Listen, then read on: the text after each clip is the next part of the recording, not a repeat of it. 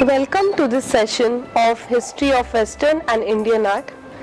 I am Snehal Tambulwadikar, an art historian currently working with Sir J.J. School of Arts, Mumbai in the Department of Art History and Aesthetics. In today's session, that is module number, we shall be discussing about the nationalist developments in Bengal and the emergence of a contextual modernism that we see in Shantiniketan. Let us try to understand what was happening in Bengal during the new nationalism began taking place. We have already seen in the previous module about company school that had taken its own place in the Indian culture after the advent of British. Along with this company school artisans which were becoming popular each day, there were two more types of popular art which existed in Bengal at that time. The first of it is called as the Kalighat painting, or in popular terms the bazaar art. Within the rural folk tradition of the Patua, the Kalighat paintings undoubtedly constituted a major departure. The inventiveness of this art lay in the way the migrant village Patuas expressed the contemporary subjects and tried to adapt to the urban folk which were their new clients for purchasing paintings. The Kalighat paintings were not just the reflections of the traditional religious subjects that were popular amongst the folklore and the middle classes, but many of these paintings also pitted against the new society of the Anglo-Indian Calcutta, the sharp sense of moral discomfort becoming evident in the work of these Patuas or traditional artists. While the context in which the Kalighat Patas flourished was colonial and urban, the basic values which they cherished, visually as well as socially, majorly remained rural and traditional or regional. Later on, as they were transferred into the beckoning city of Calcutta, the painters continued to stick rigidly to the village, and the clans thus emerged on a whole on the ghats of Ganga in the emerging city. Though the scholars have talked away a lot about the Kalighat painters and their styles, a huge percentage of market that still purchased their works was almost all classes and communities, since the pilgrims who came to Calcutta did not have any class or any difference in the wealth. The great discovery of the Kalighat Pats as vibrant and original folk art from the colonial Calcutta beckoned a new way of traditionalism and nationalism in the minds of the Orientalists who were trying to work upon the idea of generating a new Indian idiom against the Western academic realism. These Kalighat painters represented the last dying phase of art in India, which was already floundering in the morality of the Calcutta's Quicksilver society, of the Babus and the bourgeois. More than the Kalighats, who were now becoming increasingly popular with the British officials, who were interested in the female depiction which was highly voyeuristic, there were woodcuts and the metal engravings along with the Kalighats called as the Battatala. By 1860s and 70s, the wood and metal engravers at the Battatala near Chitpur had emerged as the most important artisan community in the Calcutta's art market. The prints that they produced had become the most flourishing items of the bazaar art, pushing Kalighat paintings more and more into the periphery. There has been a widespread impression that, like the company school printers, the Battatala printers were commissioned by the Britishers to assist them. But in reality, the Battatala engravers and printers were quite much on their own, depicting subjects which were not only popular but also a satire or a pun on the bourgeois or the hypocritical living that the current Babu culture of Bengal was dwelling into. For example, In the publication of Halids, a grammar of Bengal language, published in 1778 by the East India Company, the printer Charles Wilkins was assisted by another engraver, Joseph Shepherd, and a Bengali artisan, Panchanan Karmarkar, who seems to be coming from the Bhattatala group of artisans. We find exceptionally interesting depictions in the Bhattatala which seem to have attracted the new Orientalists who were looking for something which was completely rooted in the traditional folklore of every possible region. Since the nationalism ideas began developing more in Bengal because of the different cultural movement and thinkers like Rajaram Mohan Roy began voicing their opinions about the different social taboos in our country, we have lot of middle class and the educated class who had come back from their education in Britain, who wanted to have their own identity since they were lacking it when they went outside our country. These people obviously repelling against the academic realism which was becoming more and more popular each day as the Britishers bought more of Raja Ravi Verma's and Hemendra Majumdar's, while the bourgeois class tried to imitate them to show their status equivalent to the British Empire itself. We find some very interesting works in Bhattatala like the Muskrat's Music Party by Nityalal Datta. In this illustration, a Bengali proverb, Bahire Konchar Poto, Bhitore Chuchur Kito, literally meaning the Babu preens his external finery and dhoti pleats while the muskrats infest in his empty house, gives a good view to what the Bhattatala artist must be representing in this period. Another interesting engraving from this period is Ghor Kali by Nityalal Datta again. In the midst of the Kali Yuga, that is the Indian apocalypse, which was related to the incoming of Britishers and the colonization of Indian subcontinent, this image of the lascivious wife riding high on the shoulders of the henpecked husband while his ascetic old mother is dragging on the chains epitomizes the height of social and moral disorder. Printing in the Bhattatala in the 19th century belonged to a world of small Bengali presses and popular non-westernized taste for pictures. Since essentially these images were not as popular as the Kali Ghat, since they did not depict the voyeuristic woman which the male gaze could enjoy, these were popular only in the vernacular sector amidst the people who were thinkers.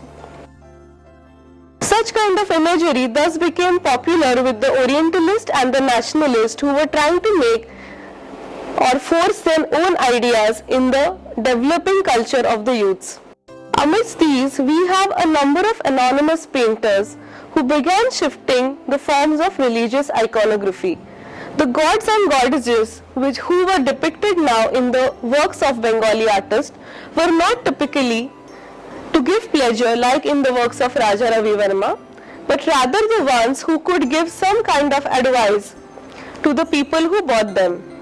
For example, we have the images from Mahabharata where the Pandavas go to the Ajñatvasa, or the imagery where they are tried to burn in the Lakshagruha. Such kind of images are metaphors to what our country was going through, where the original ruler or the original head of the family was sent away and a third ruler acquired his position. Similarly, the burning of Pandavas in the Lakshagruha shows the image of the Pandavas being burnt in Lakshagruha represent treachery and deceitfulness on the side of Kauravas and the rightfulness of the Pandavas. These again were mythologies which were used to portray the current scenario of colonized India and were not really meant to please the buyers or to create new clientele. Along with the understanding of Oriental and nationalism developing, we have new ideas of high art and a circuit of fine art exhibitions which emerged newly in Calcutta. Since the Britishers, after coming to India, had specifically classified the crafts and high arts, Most of the artworks and art forms in India were considered to be of great craftsmanship but not equivalent to the high art practices or the fine art practices in the Western countries. The three schools developed by the Britishers thus were industrial training schools for craftsmen and not meant to create artists who would be painting pictures of high art. By the time the idea of nationalism began coming in, we have a number of principals of the government colleges like E.B. Havell, Griffith, Solomon, who were greatly interested in developing the idiom of Indian artists to go more towards artistic expression than mere craftsmanship. Due to this reason, these people started praising the academic realism acquired by the students in these colleges and began presenting their works in many exhibitions around the country. We see a surge of exhibitions like these coming in Calcutta. In accordance with these, there were large exhibitions held at the town hall between 1854-55. Despite their contribution of a large and valuable body of art exhibits, not a single Bengali was included in the committee set up apparent with the Indian. Along with it, there were numerous exhibitions which were held in the new Imperial Museum in December in 1874, which was again marked out by substantial participation of Indian artists and art students, but nobody in the committee to set or run the exhibition. Such unevenness came in the eye of many rational thinkers and they began questioning on the monopoly of high art practices developed by the Britishers in India. Amongst these artists who participated in the government exhibitions, three names come out to be prominent: Anand Prasad Bagchi, Harish Chandra Khan and Girish Chandra Chatterjee. These artists merited special attention in the exhibition along with overpraise done of Calcutta Government College or the Calcutta School of Art under Principal H.H. Locke. Such kind of praise of Locke and the artists who were doing really great in academic realism was a deliberate trial to create high art against the crafts of India like those of Bhattatala and Kalighat. This certainly began to create problems in the minds of the youth in Bengal who were now becoming more and more aware of their cultural identities and nationalism. Another important aspect in the creation of nationalism in Bengal is the private collections of zamindars. These private collections of zamindars were majorly based on their taste, many of whom were the followers of nationalist ideologies and were not exactly the part of the bourgeois or hypocritic culture of babus that was developing in Bengal at that time. Due to this rise of patronage, many of these zamindars also started adopting more and more of the local arts like Pattachitras and Bhattatalas. Along with these, there were a major population of zamindars who were trying to ape the British, yet preferring their own myths and narratives. Thus, the demand of academic realistic mythological works like those of Ravi Verma increased, which again created a disillusion and question in the minds of the nationalist thinkers. These zamindars in the real sense did not seem to have any real taste but had a great amount of money. The nationalist thinkers who began writing and vocalizing their thoughts in this period spoke of this indefinite taste and recreation of a national taste in the understanding of Indian art. In order to understand the nationalist developments in Bengal during this time, it is important to learn about the contribution of Orientalist research and the reconstruction of the classical past done by thinkers like Okazo Okakura, Bhagini Nivedita and E.B. Havell along with Anand Kumar Swamy during this period. As the idea of Orientalism began taking root in Bengal, a modern scholarship on Indian art as on most aspects of India's ancient classical past was born and bred under the aegis of Orientalism. One of the first writings on Indian art that entered this field was produced under the initiative and direction of the British interest for a Western readership. This was an essay on the architecture of Hindus written by Ramras or Ramaraja, published in the Royal Asiatic Society of Great Britain in Ireland in 1834. This book attempted to communicate to the West the substance of the Sanskrit aesthetics of temple building in India.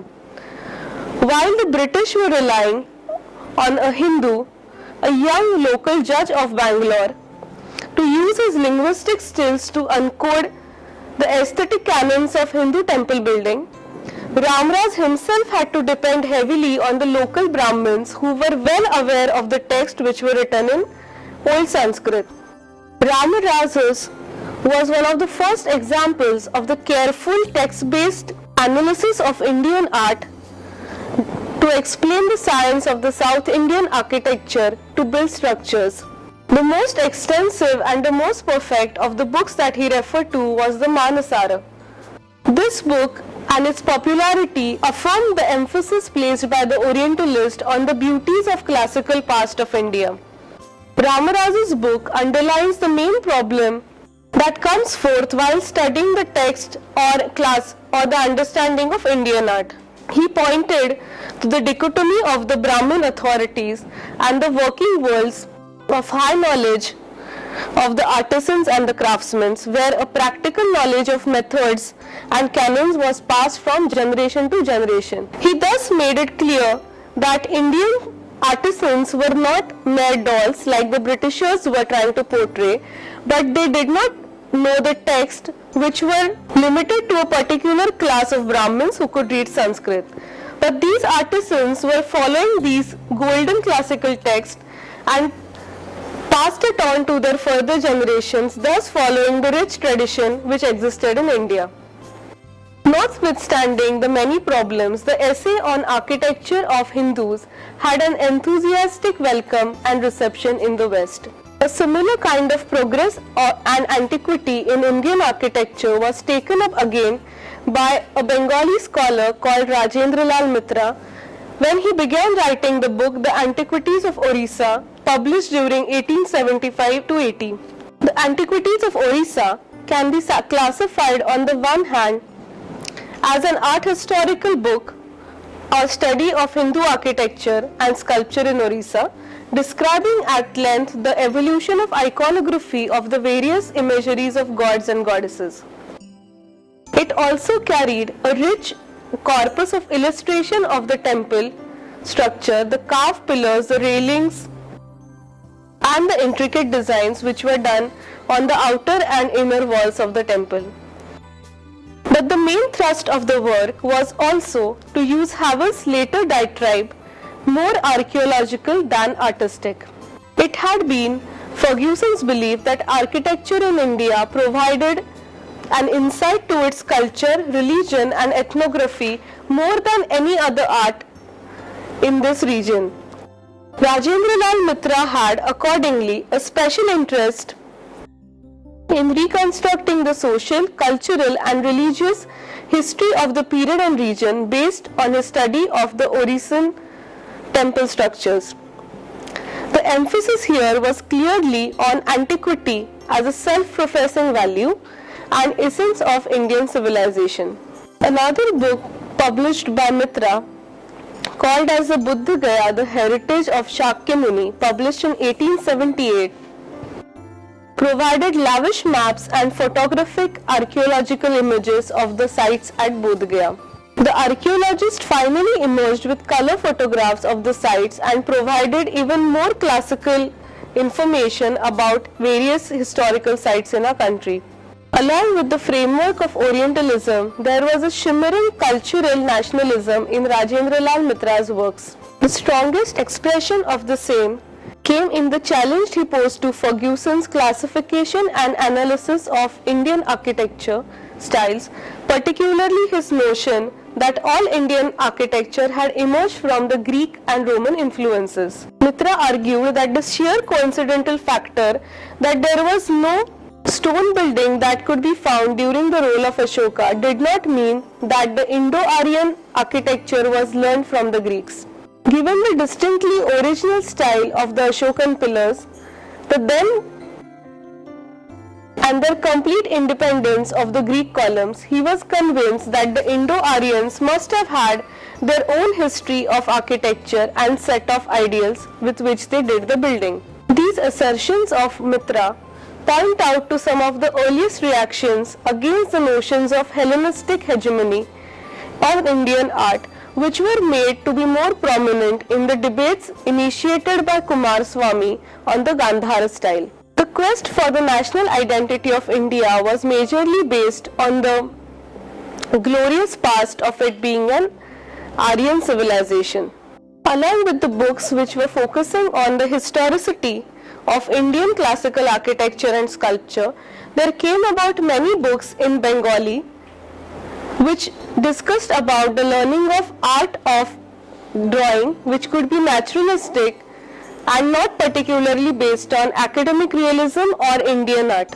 We find a famous essay written by Bankim Chandra Chatterjee called Arya Jatil Shuksha Shilpa, the fine arts of the Aryan race, which became very popular in this period and discuss about the origin of Indian art from the Aryan race and withholding its philosophical values.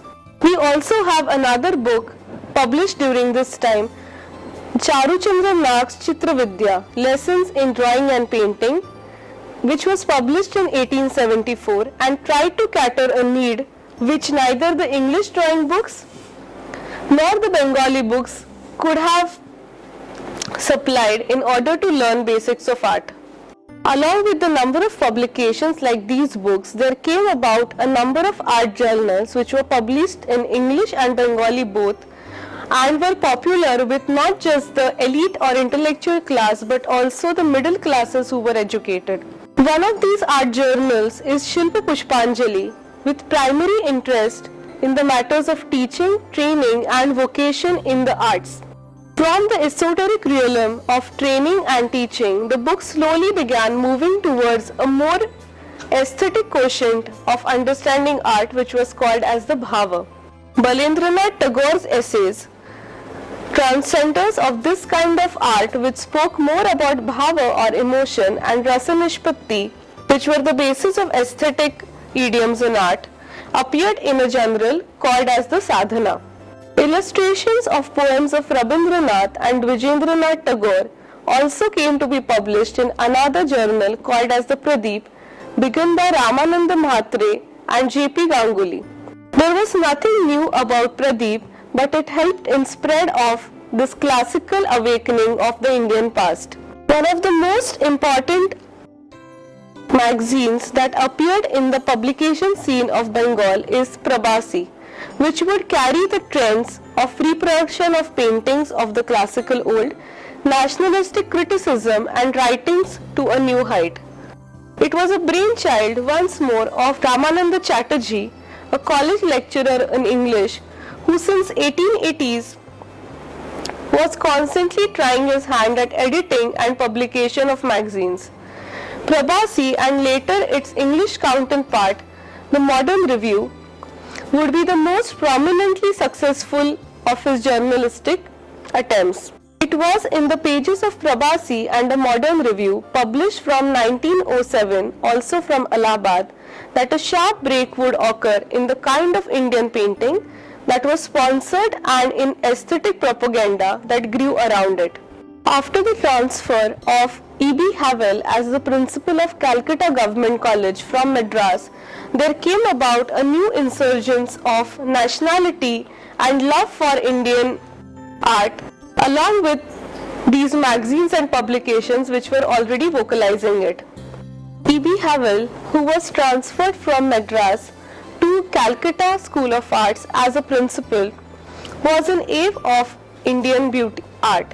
He has written a number of books describing the beauties of Indian art, like the beauty in Indian art, not comparing it with any of the Western classics, but describing its own aesthetics in the form that it existed. E.B. Havell also plays an important role to establish the idea of nationalism and classical past and bringing in front Abanindranath Tagore as the first modern artist in India. E.B. Havell considered himself to be having the greatest knowledge and commitment about Indian art and thus began developing similar ideas in the minds of the students in Calcutta School of Arts. E.B. Havell strongly believed that along with learning of academic realism, the young artists who had come to study there needed to look back to their own classical golden era and have great affection and proud feeling about it.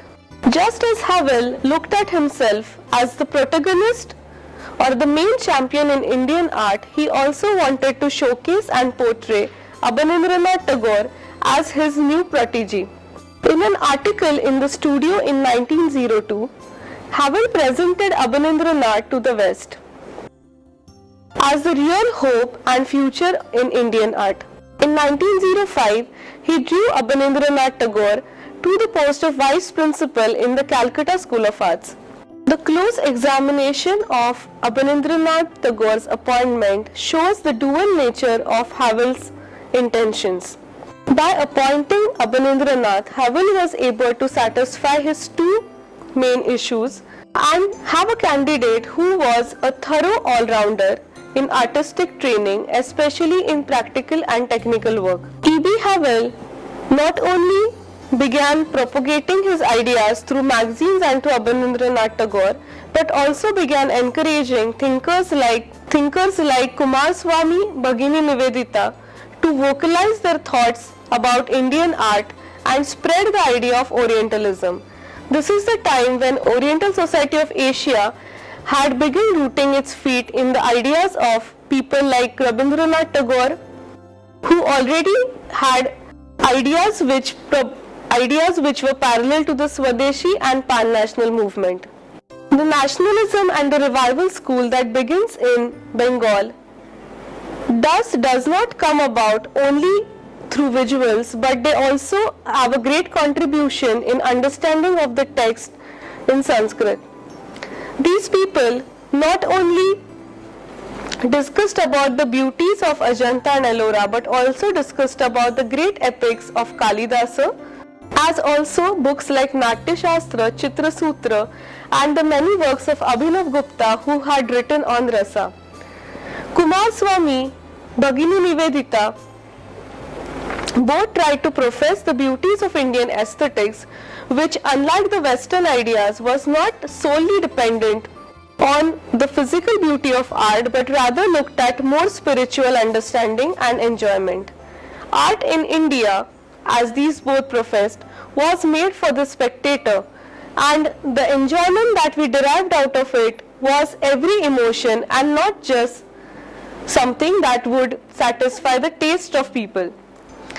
According to them, the Oriental arts were thus much higher arts compared to the Western classicals, since these satisfied not just the taste but also the emotional repressions that the public would be going through. Different books like Chitra Sutra, Kama Sutra, which spoke about 64 arts, as also the ideals of art written down in the form of Shadanga or 6 limbs of art, were discussed greatly during this time.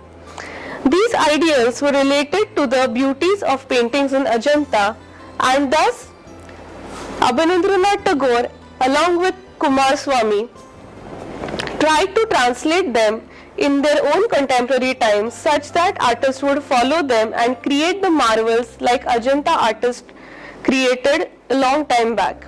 The transmission of ideas as given by E.B. Havell and Kumaraswamy within the nationalist movement and environment of Bengal can never be completely understood unless we take into consideration the contribution of the great Orientalist Okazo Okakura, the Japanese scholar and ideologue and an art expert of international repute.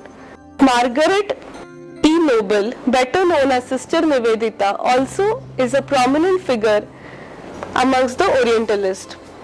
Kakazu Okakura and his career provide an interesting parallel to that of Kumaraswamy in terms of fundamental associations with European Orientalism, which moduled their awareness about the artistic heritage which made them of international renown. Okakura's book, The Ideals of East, became a central book for the new discourse of Orientalism amongst the thinkers in Bengal at that time. This is the time when Okakura also spoke popularly not just about the books in Sanskrit like Chitrasutra and Natya Shastra, but also popularized the idea of Buddhist philosophy, which were represented in the caves of Ajanta and Ellora. The serenity on the face of Buddha was looked upon through the Shantarasa, which was expressed in the 4th century India, and the ideals of Buddhism, that of Shunyavad and a practical leading of life, were explicitly written and discussed about. The ideals of Buddha became extremely popular, and thus there came to be a new wave of classical philosophy which the Indians by the time 20th century began were almost become deplete of. Along with Okakura's new understanding of Asian art or Pan-Asianism through Buddhism developed in Japan, China as well as India, the contribution of Sister Nivedita can in no way be ruled out. Bhagini Nivedita discussed about art and aesthetics in two spheres, expounded by her effervescent views of Hinduism, nationalism and religion. Like her entire approach towards India, her thoughts were greatly influenced by the philosophy and ideas of Swami Vivekananda. In the Paris Universal Exhibition of 1900, the Swami's exposition on Indian art had entered main current of the new Orientalist by rejecting the model of Hellenistic influence on other arts of the world. While the Western art placed great importance on the depiction of nature, the ancient Indian sculpture, Vivekananda believed, transcended nature to enter a different realm of thought and inner perception. Bhagini Nivedita picked up this thought and thus began professing the beauties of art created by artists who, in her words, were not only craftsmen but great philosophers and thinkers who could create their own imagery and thus form beauties out of subjects and philosophies which never had visuals. Unlike the Greeks or the Europeans or even the Renaissance artists who depended on the references of models that were sitting in the studios, the Indian artist, like a yogi, could just imagine and speculate imageries to depict something that was divine, like Buddha or Shiva or Vishnu or any other goddesses who were represented in the sculptures in ancient India. More than Bhagini Nivedita or Okakura or E.B. Havell, Kumaraswamy has been a much more prominent figure who has spoken about the beauties of Indian art in the real sense.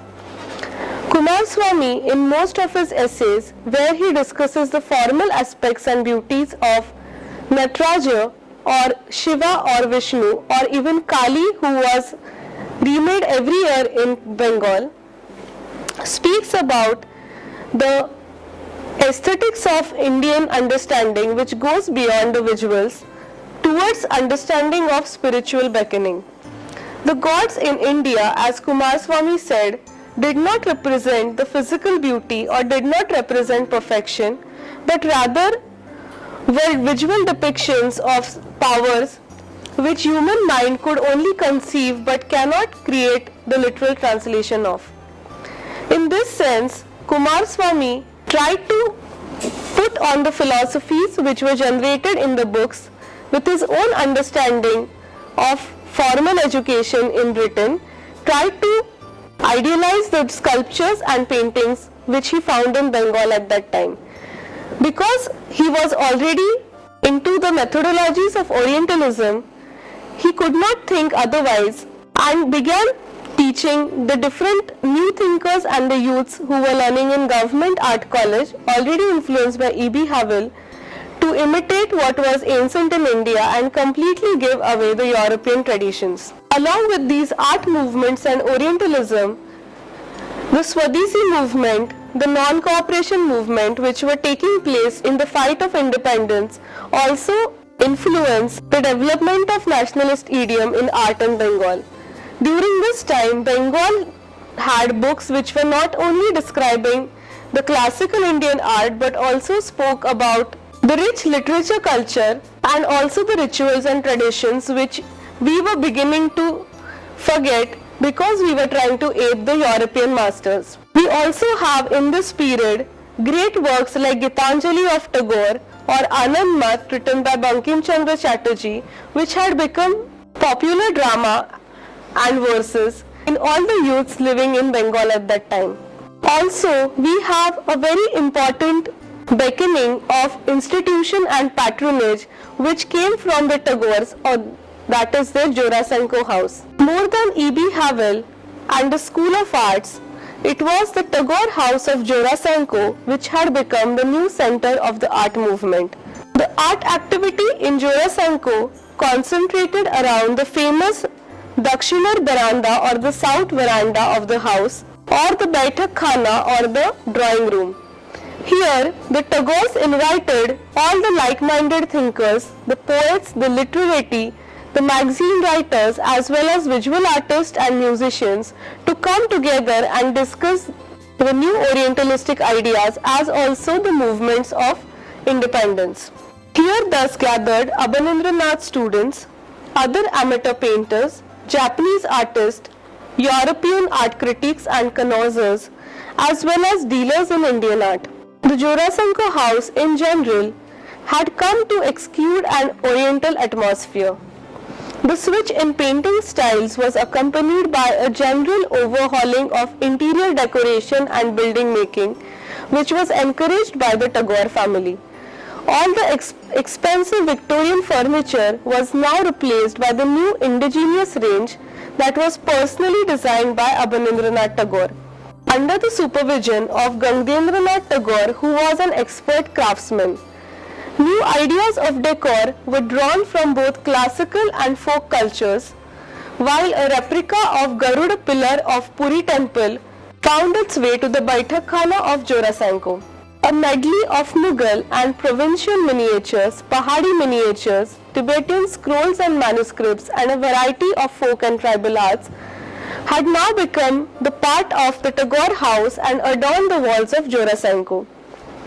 These walls and halls, with their new oriental decor and art collection, hosted regular art salons and formed a venue for informal meetings of the Bichitra Club, begun by Abanindranath Tagore and Gangendranath Tagore. Bichitra Club had its own publication called as the Bichitra Vishwa or Vichitra Vishwa, that is the weird world, which basically had been begun by these two artists to provide a satirical account of the Babu culture and how the youth were going towards hypocrisy by following it. Abanindranath's letters to E.B. Havell suggest that by 1911, he was seriously contemplating his resignation from the Calcutta School of Arts. He referred to the opening of a little studio within his house where Nandalal Bose and other boys from school would come and work every day. His resignation in 1915 coincided with the formulation of Bichitra Club at Jorasanko. The club's members included a number of Bengal literatures, artists, talks, poetry readings, dramatic performances, or musical soirees. During the day, however, it would function primarily as an art class and studio. Here the master and his first batch of students worked together, spreading an interest of a new pictorial model of an Indian style of painting. Another visiting artist here, Campo Arai, participated in these joint painting sessions at Bichitra Club and gave lessons in Japanese painting. However, more than the artist studio established at Jorasanko, it was the Indian Oriental Society of Art established in Calcutta in 1907, which provided an institutional base for the coming in of new nationalism in Bengal. The society was very much an Orientalist club. Among those actively involved in the formation and working of this club are Lord Kirchner, Commander-in-Chief, Sir John Woodruff, Chief Justice of Calcutta High Court, the two successive governors of Bengal, and so on. These many dignitaries provided not only a space and institutional supports physically, but also a great mental support for the beginning of Orientalism during this period in Bengal. Along with Jorasanko, now classes began to be taking place in Shantiniketan. Shantiniketan was previously called as Bhuban Ganga, named after Bhuban Singh. This area was given to the Tagore family by the Sinha family, the family of Satyendra Prasad Sinha. In 1862, Rabindranath's father, Maharshi Debendranath Tagore, found it very peaceful and renamed it Shantiniketan, which literally means the abode of peace. Here, Rabindranath Tagore started the Path Bhavan, the school of his ideals, whose central premise was the learning in natural environment that would be more enjoyable and fruitful for the young children. After he received the Nobel Prize in 1913, the school was expanded into a university by 1921, called as the Rabindra Bharati University. By 1951, it had become one of the India's central universities. Slowly and steadily, the art classes that were taking place in Jorasanko began to be transferred to Shantiniketan premises. The people who followed Abanindranath Tagore's ideas and movement and also attended his classes suggest a definite transformation in art as a career. Throughout these years, the vocation of art teacher was being exposed to the contrary poles of working for money and working for a cause. There was a strong wave of anti-professionalism, most powerfully represented by Rabindranath Tagore and his institution Shantiniketan, which reacted particularly against job at the government art schools. Among the options open to artists like Asit Haldar on finishing course at School of Arts, it was Rabindranath's invitation to come and work at Shantiniketan, which literally triggered the beginning of Fine Art School or Kala Bhavan in this place. The opportunity was associated with a high point in nationalistic and aesthetic fulfillment. Asit Haldar's arrival in Shantiniketan in 1911 to take charge of teaching of drawing and painting marked the informal beginning of Kala Bhavan. Following Abanindranath's resignation in 1915, Asit Haldar came briefly to teach Indian painting in the School of Arts, but was urgently recalled in Shantiniketan by the end of 1919. Nandalal's early career shows still more clearly the play of rival claims in the body of this art movement. In 1918, with the beginning of formal classes in Oriental Society of India, Nandalal, along with Chitindranath Mujumdar and Shailendranath Dey, were appointed teachers on a monthly salary of Rs 200. Simultaneously, the school at Shantiniketan too was exercising a constant pull on the talents of Abanindranath Tagore and his prized pupils.